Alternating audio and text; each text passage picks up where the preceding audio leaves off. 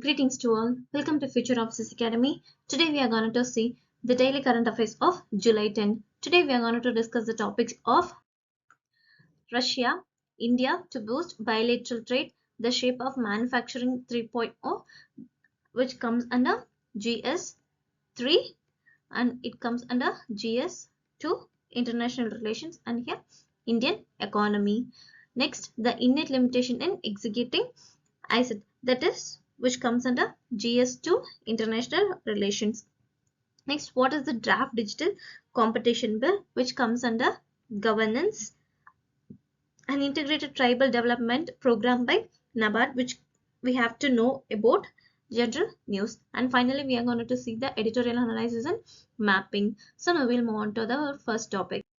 Our first topic is about India, Russia to boost bilateral trade. First of all, we have to know about the news. During the 22nd annual summit of Tuesday, both countries agreed to elevate bilateral trade to $100 billion by 2030. This agreement includes the use of national currencies to bypass Western sanctions.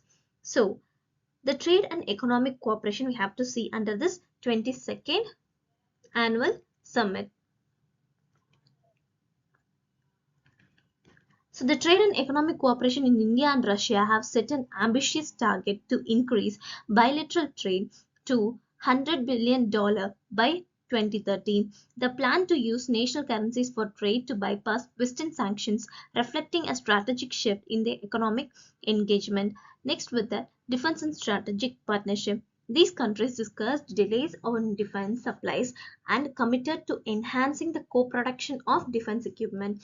Also, to respond to Ukraine conflict, Prime Minister Modi made a plea for ending civilian casualties and the conflict in Ukraine. Next, the institutional agreements and MOUs. Several MOUs are signed on topics including climate change, polar research, legal arbitration, and paramedical certification, demonstrating broad-based cooperation. And finally, the next, the recognition and future engagements. Modi received Russia's highest civilian honor, the Order of St. Andrew the Apostle. Putin invited Modi to extend BRICS summit in Kazan in October 2024, emphasizing ongoing the future high-level engagements. Also, with this expedited discharge of Indian recruits, compensation and citizenship offer also have been given. With this, we have to know about New Delhi and Moscow call for zero tolerance towards the terrorism. Under this, we have to know about joint statement on terrorism, commitment to international cooperation and condemnation of terrorist acts. So we have to know about bilateral ties between India and Russia. So long-standing strategic partnership. First of all, under the bilateral ties, we have to see long-standing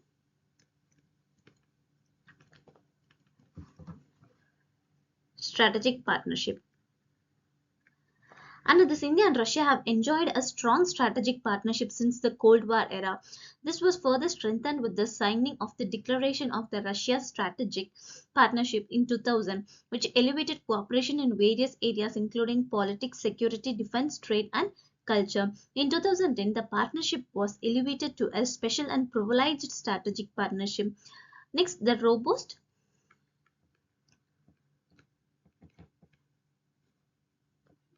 defense cooperation. Under this, Russia is India's largest defense partner, accounting for approximately 68% of India's military hardware imports in 2017. The two countries have an intergovernmental commission on military technical cooperation that meets annually. Major defense projects include MiG 21, Su 30, and the Kudankulam nuclear power plant. Next is the economic and trade relations.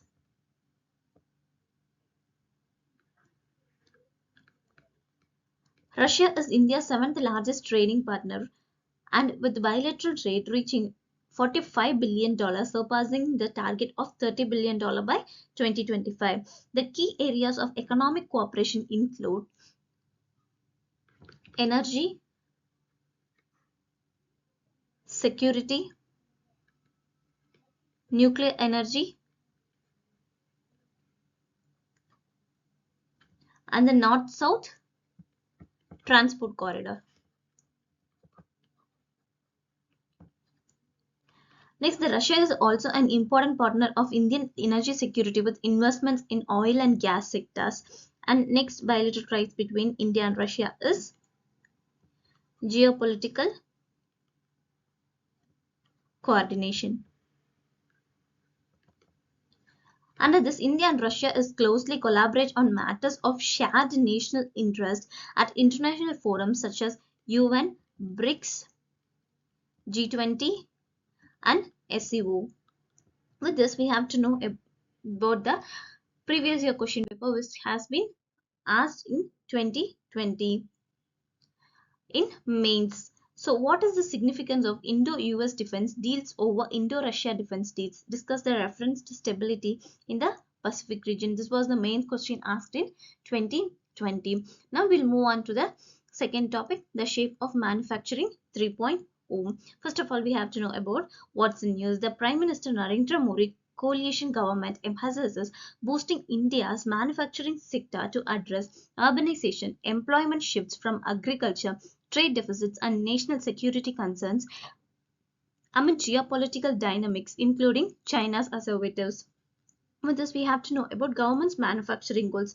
Since 2014, the central government has aimed to increase manufacturing as a percentage of GDP to 15%, from 15% to 25% by 2025. So despite the reforms like GST, India's manufacturing contribution declined to 13% of GDP by 2022, contrasting unfavorable with other countries like China, Vietnam, and Bangladesh. Now, what are the importance of boosting manufacturing? First is the employment generation and trade deficit. Employment generation and trade deficit. So these two are important for boosting the manufacturing. Next, what are the strategic importance for the India and US? The best strategy is for nation and security.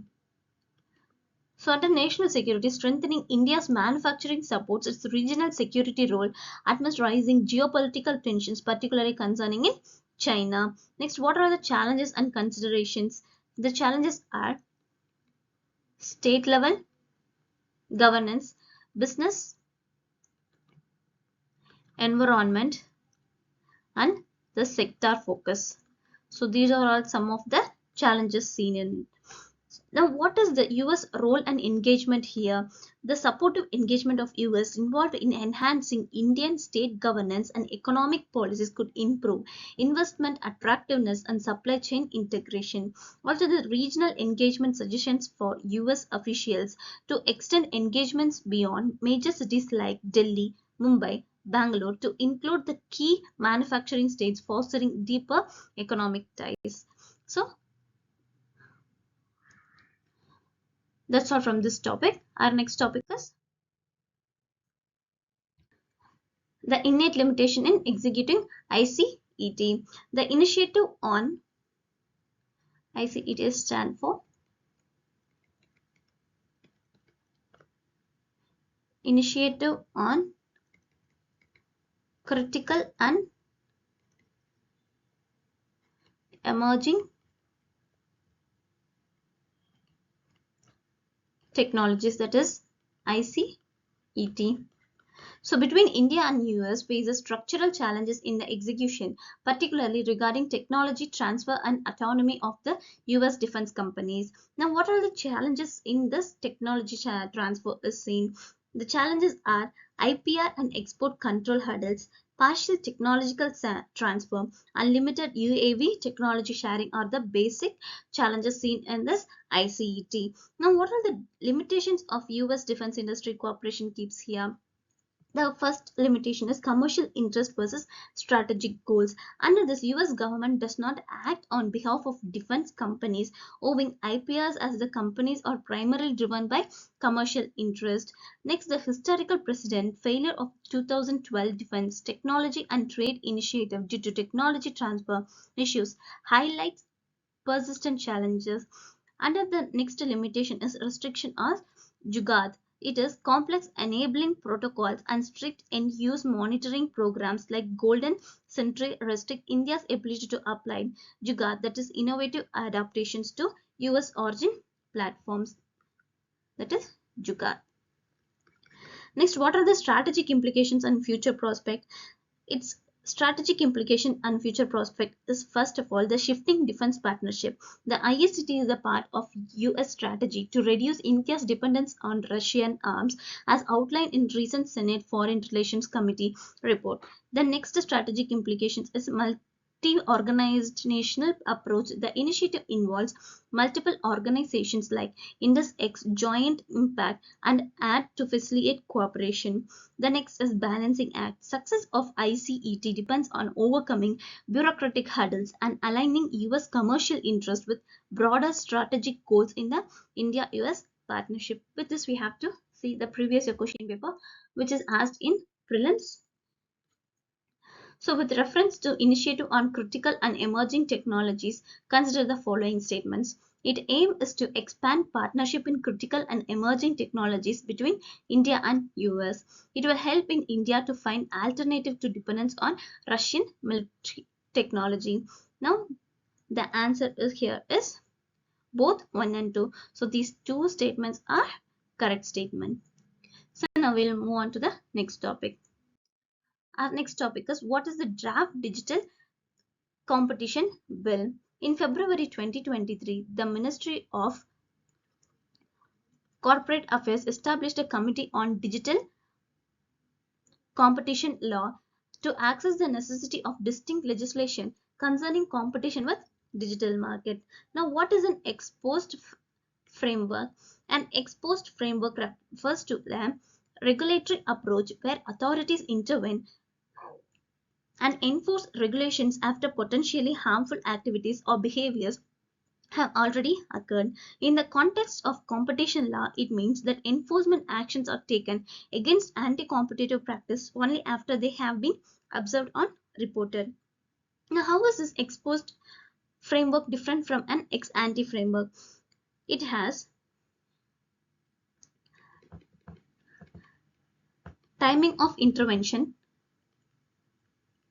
Next, so this timing of intervention, it has both ex post and ex ante framework. So in ex post framework, it intervenes after anti-competitive conduct has occurred and its effects are observed. It relies on retrospective enforcement based on complaints or identified issues. Now, ex ante framework is proactively sets rules and obligations before anti-competitive behavior happens, aiming to prevent market distortions and protect competition from potential harms. Now, what are the nature of regulation of it?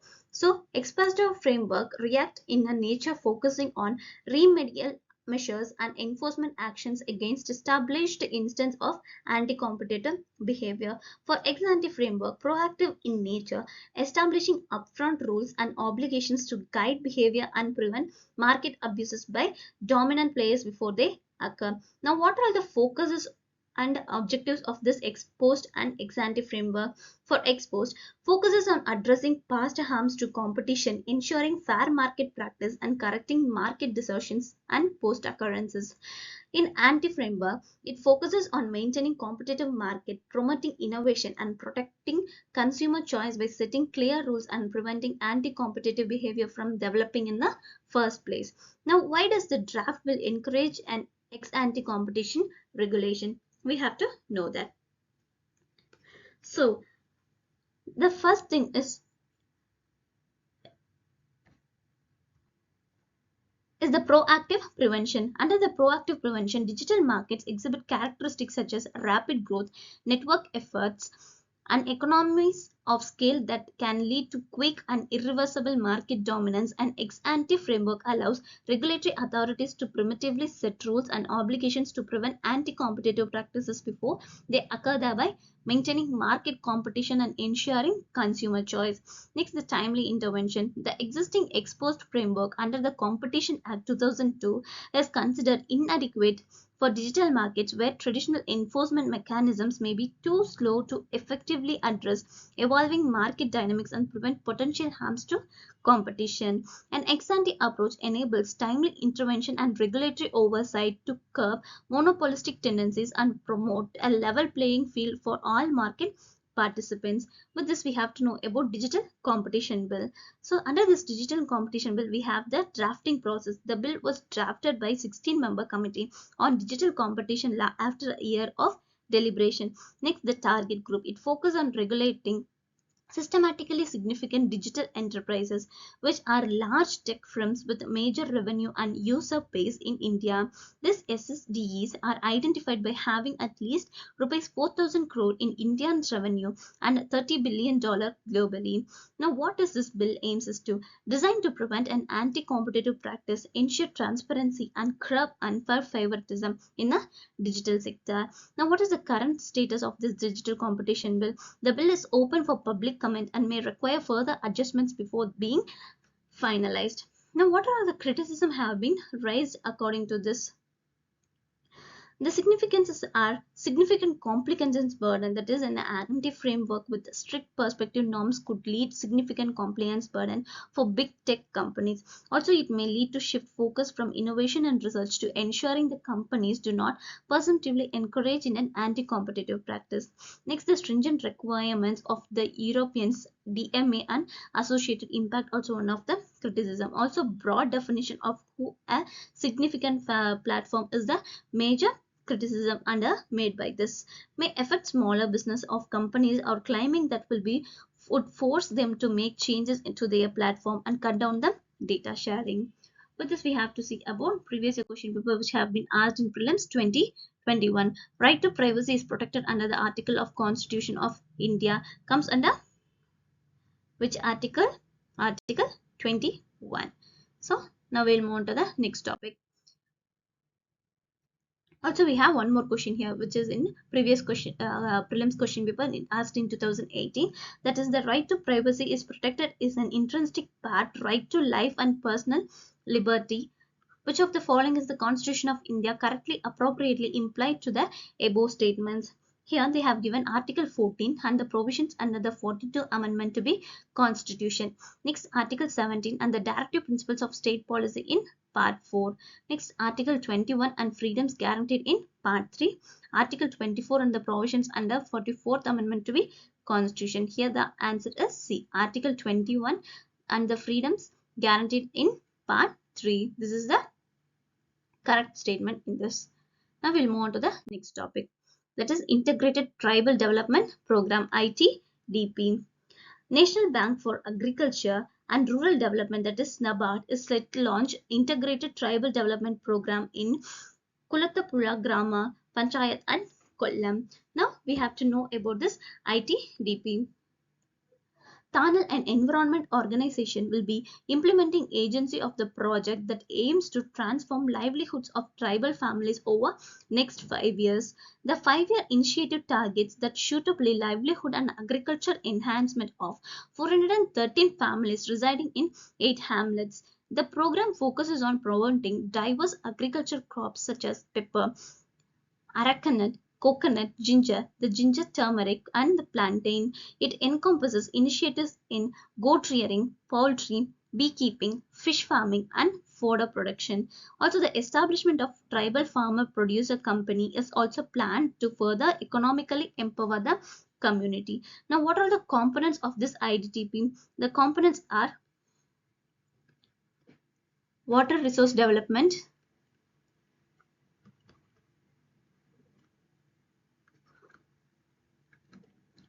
leadership training,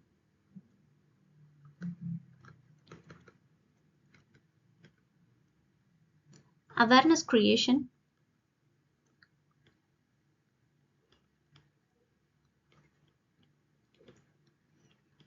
sanitation and hygiene initiatives, marketing and branding training. Next, skill development workshops.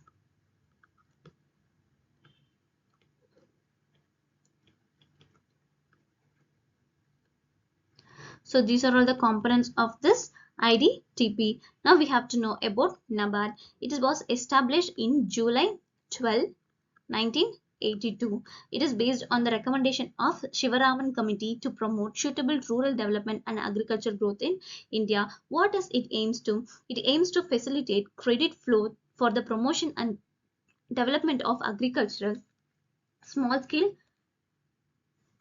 industries, cottage and village industries, handicrafts and other rural crafts. It operates as statutory body under the Reserve Bank of India Act 1934 with its headquarters located in Mumbai. It is governed by a board of directors appointed by the Government of India, that is representatives from RBA, central and state governments, experts from various fields related to rural development and finance. Now, what are the functions of this NABARD? So their functions as refinance support, as NABARD provides refinance facilities to banks and financial institutions for agriculture and rural development activities, including crop loans and rural infrastructure projects. Next, the financial inclusion.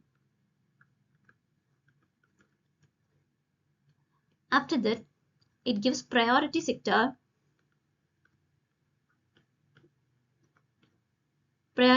lending. NABARD plays a crucial role in this priority sector lending in challenging credit to priority sector such as agriculture, small-scale industries and rural infrastructure in alignment with Reserve Bank of India's priority sector lending guidance. The next is direct lending. And finally, the scheme implementation.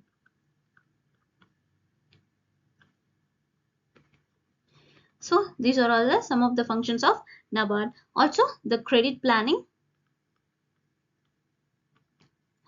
and research and training. These are some of the functions of NABARD. With this, we have to see the previous question paper which have been asked in prelims 2013. Which of the following grants direct credit assistance to rural households? Regional rural banks, National Bank for Agriculture and Rural Development, land development banks. The answer is C, 1 and 3 only. So these both are the grants direct credit assistance to rural households. Now we'll move on to the next topic.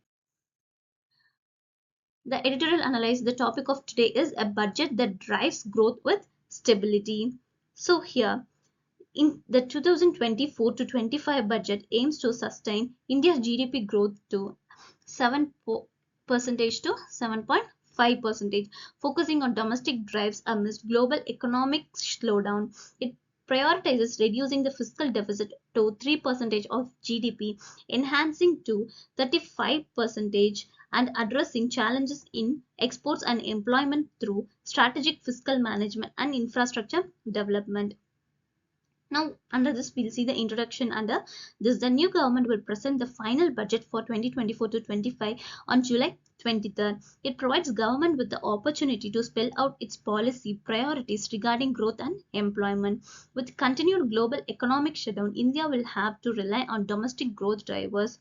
Short-term objective could be ensure a minimum 7% growth, and medium-term objective could be sustain real GDP rate between 7 to 7.5%, bringing down the fiscal deficit relative to GDP from the current levels of FRBM consistent level to 3% in next 3 to 4 years. Now, what are the investment and savings prospects have been seen here? To ensure 7% plus growth on sustainable basis, a real investment rate of 35% is required.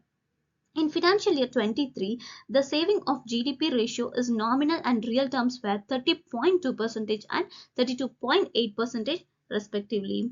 The recent fall in household sector financial savings is a cause of concern. It's critical to increase the household financial savings and rate to facilitate access to investable surplus and reasonable rates for private sector because the sector provides investable surplus and inflow of foreign capital.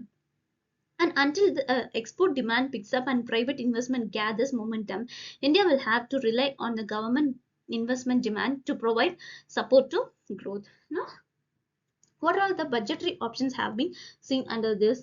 Government's revenue position is expected to improve on account of both higher tax and non-tax revenues, and nominal GDP growth for 24 to 25 is expected to be 11%, made up to 7% real growth and 3.8% implicit price deflator IPD based on inflation. The rise in IPD based inflation is account expected higher wholesale price index, that is WPI inflation. It has both tax revenue and non-tax revenues. So in 2024 to 25 budget signifies a blend of growth imperatives and fiscal prudence pivotal in navigation global economic challenges while advancing the domestic development goals. The government's commitment to stability, emphasizing price and fiscal stability, underscores its strategic approach in leveraging fiscal policy for sustainable economic expansion.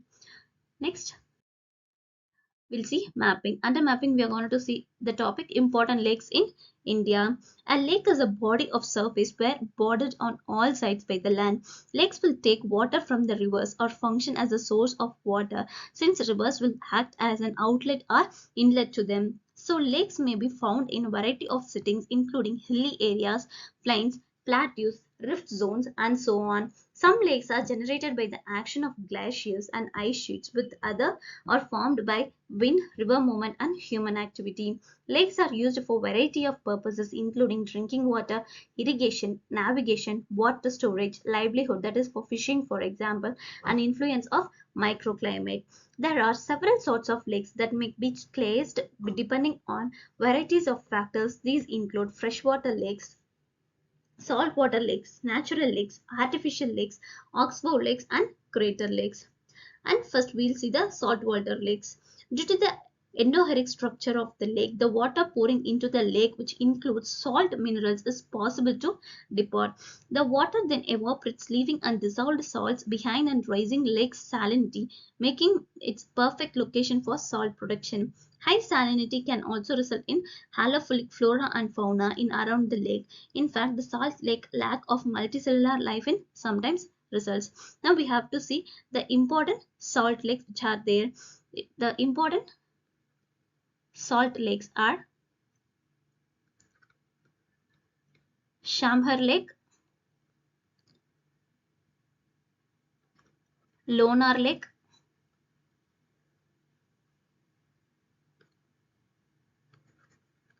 Chilka Lake,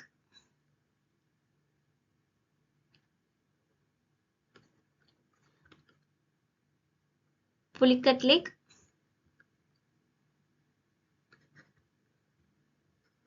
Pangong So Lake. So these are all the important saltwater lakes. Next, the natural lakes in India. Natural lakes can be found in mountainous locations, rift zones, and areas where glaciers still exist. The creation of natural lakes is aided by a number of factors. The tectonic movement of mountain range can be created bow shaped depressions that collect water and produce lakes. Landslides and glacial blocks cause lakes to form. Lagoons are formed by spits and bars along the shore. Now we'll see some of the important natural lakes. Now what are the important natural lakes? The first lake is Dal Lake. Next, Vemanath Lake. Third, Nalsarawa Lake. So these are the important natural lakes. Next, the Oxbow Lakes. Oxbow Lake is a small lake located in an abundant meander lobe on a river channel. A lake is generated by river bends that are U-shaped or curved and cut off from their main river flow. Every river has its own set of twists and bends, also known as meanders, that cut through the landscape in a unique way. Due to continual erosion and deposition along the meander's borders, the termination of the meander loop becomes closer and closer. The river meander loops finally cut themselves off, forming an oxbow lake. Now, what are the important oxbow lake? They are Kabarthal Lake, next Vyantala Lake. So these are all the some of the important oxbow lake. So that's all from our today's topics. To read this document, you can visit our website. Our website link have been given in description. To get more daily current affairs videos, follow our YouTube channel, also our Telegram channel. Thank you.